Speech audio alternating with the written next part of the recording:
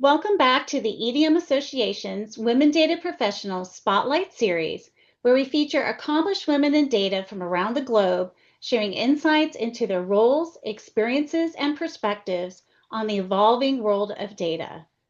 I am one of your hosts, Shannon, and here with me is my co-host, Prasansa. Hi, everyone. Joining us today is Marla Dans, a distinguished data executive and author known for her expertise in building strategic data programs that drive exceptional business outcomes. She specializes in helping organizations establish high-performing data teams from the ground up. Welcome, Marla. Thanks so much for having me, Shannon. Delighted to be here. All right, let's get started. So Marla, why don't we start off with, our question about describing your current role, including how long you've been in your current role. Sure, Prasanna, thank you so much.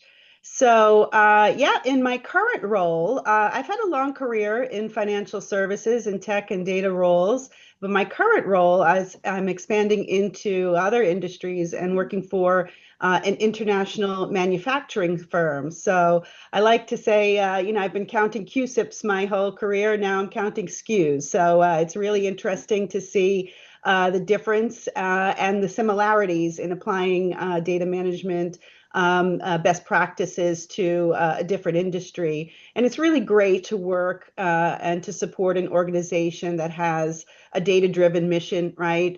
Supporting CFO and COOs, driving business value from data is really my sweet spot, and partnering with the tech and engineering to deliver that business value is what gets me excited about my current role.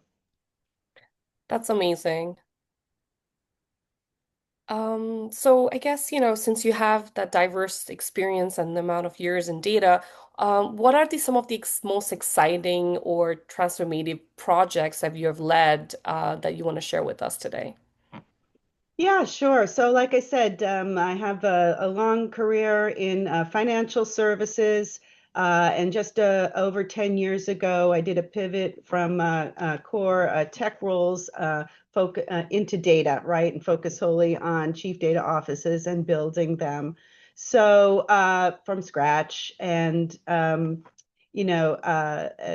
always built from the ground up. So, I started in larger financial services firms like Morgan Stanley, and JP Morgan Chase, where, I partnered to build the first chief data office for the investment management division, asset management division at JP Morgan. And from there, I moved into fintech firm and hedge funds, where I was again building these programs from the ground up, applying data strategies and for that work for those firms. So it's been a really interesting journey. And like I said, then moving from the financial services into another industry like manufacturing and seeing where the similarities are. But the great part about, all of these transformation projects was to see, how data can help those organizations transform, right?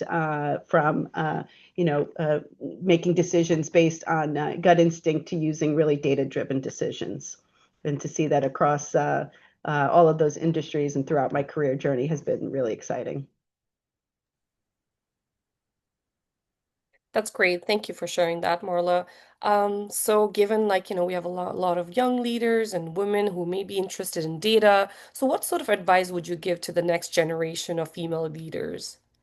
Yeah, I love working with young and next generation female leaders. I've been the co-chair of EDM Council's Women Data Professionals. I started it with my co-chairs, Dessa Glasser and Andrea Ianello back in 2019. So we've been going for 6 years building this data organization of female leaders there. And what I'd say to the female leaders of today, the upcoming, the next generation, is really, focus on building your confidence, your competence, develop an area of deep expertise. So I've heard it talked about, and I agree with it, a kind of a T model for leadership, where you go deep in one area, and as you move up across the organization, you build skills in a lot of different other areas of the organization as well. I'd also recommend to seek out opportunities to work abroad, expand your stretch opportunities, right? And if you're not being invited to these other opportunities, ask for it. So not everybody's going to walk up and, see you as somebody like, oh, this person could work in London or this person could work in Tokyo. So if you're interested in those types of things, look for them, seek them out, and ask for it. And then, I'd also say lift as you climb, right? So as you're climbing the corporate ladder, bring some women along with you. But you want to also keep your eye on the ball and what's out in front. And so I'll use a running analogy. I like to go running, and I find that, when things get tough during my run, so for example, if I'm going up a hill, I'll tend to look down at my feet. I'll focus on moving my legs and keeping it going. I'll focus on my arms. I'll focus on my breathing, all these different tasks to get me up that hill. But when I get to the top of the hill, I have to remember, stop looking down and start looking up. Look to your next destination. What's going to get you there to your next destination? So, keep your head up, keep looking forward, get yourself up that hill, and then move on to the next opportunity.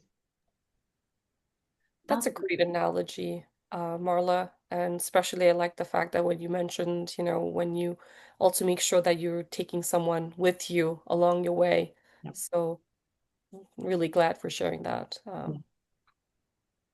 Yeah, and you mentioned international travel. Where are some of the most exciting places you've been, or one of your favorites? Oh goodness. Yeah, I've traveled around the world a couple of times. I love Europe. I'm heading there shortly, and I've been to Asia as well. One of my favorite, I mentioned Tokyo. That's one of my favorite places that I've visited. Hong Kong, Singapore, as well as a lot of different locations. Still have bucket list items, though, I have to say, Shannon. So, South America is definitely on the list and a few other places. And one of my fun facts for me, if you're going to talk travel, is hitting all 50 states in the US, and I have six left to go. So visiting all 50 states is a real bucket list item for me. Oh, yeah, that's impressive. Awesome. Yeah, So so. we're going to switch gears just a little bit. And what was your first paying job, and what did you learn from it? Oh, goodness. I go way back. I've been working since I was very young. I would say, my first great experience in a first paying job was really working, and I'm going to shift it up here because I know we talked about a different one, but I think that the grocery store that I worked at was a really great learning experience because I started there as a cashier, right? Where I learned responsibility, I learned customer service, but I worked my way up I kept just getting promoted there, no, what I was working because I was so focused and responsible to inventory. And eventually I made my way up into managing the financials of the store. So eventually I made my way up into that little office there, and time management and financials was a really big learning experience. And I had that even in the job. So that was a job in high school, right? Was for the grocery store. And then when I got to college, I was working for another manufacturing firm doing the same thing. And I started out on, data entry and these others, and learned all that responsibility and time management, and eventually was managing the accounts payable and accounts receivables of that company. So even at a young age, I was really kind of moving up and always tending towards the financial services sides of the company. So learned a lot, from those first paying jobs, and they're really important, to give young people a chance to get those experiences early on in their life. Mm-hmm.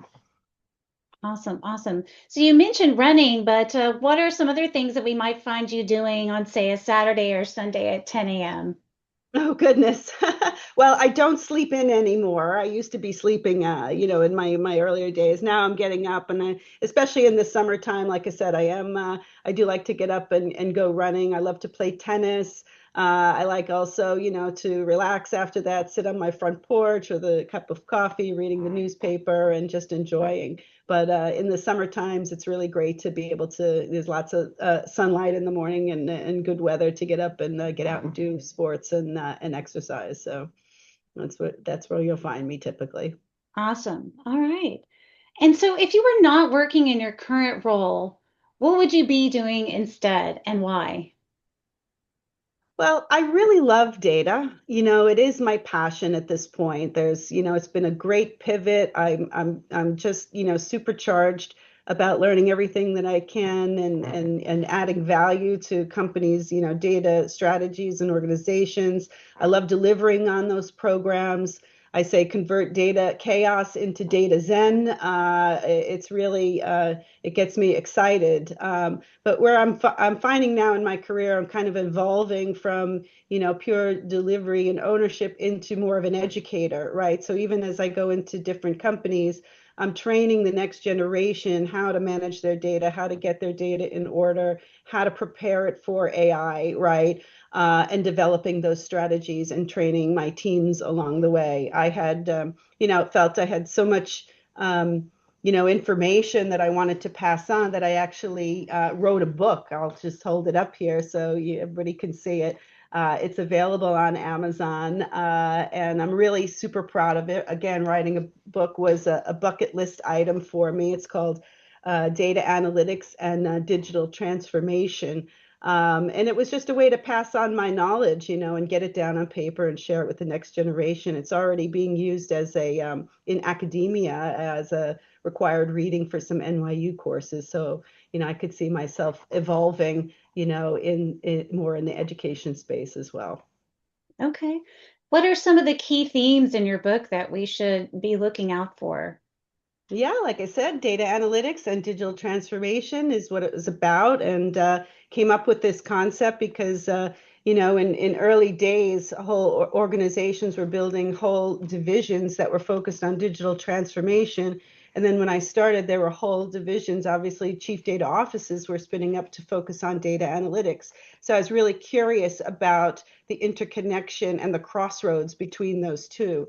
So the book, I partnered with an academic from Manchester University. He brought a lot of experience with writing books and publishing, and I had all of this knowledge in my head about from an operational perspective, right, an industry operator perspective. So it's a great combination of academia and industry operations. So it's really foundational. The book we touch into data foundational for data analytics, data management, and governance concepts.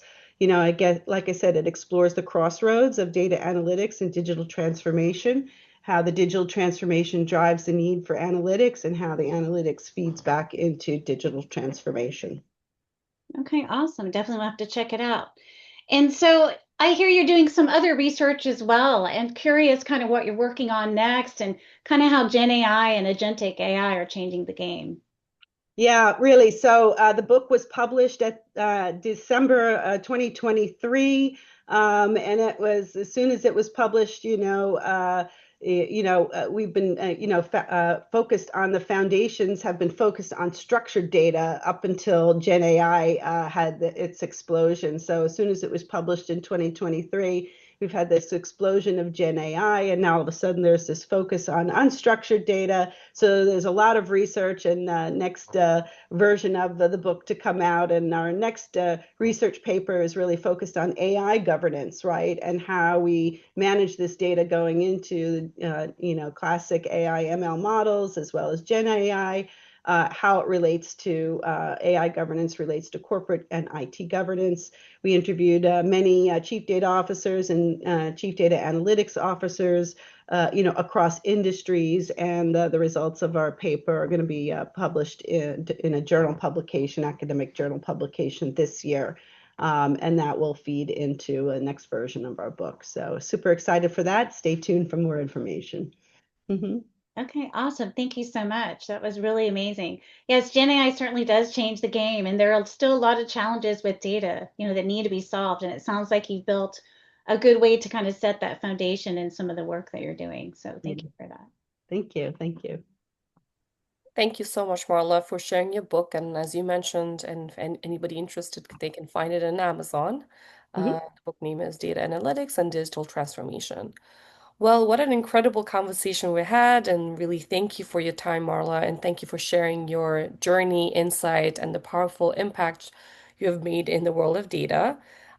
So your story is not only inspiring, but it's also a vivid reminder for how data professionals are driving the transformation across various industry.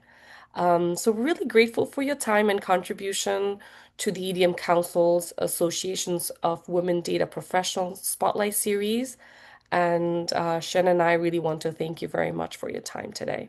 Well, thank you, Prasanna. Thank you, Shannon, for having me. It was a delightful conversation. Thank you.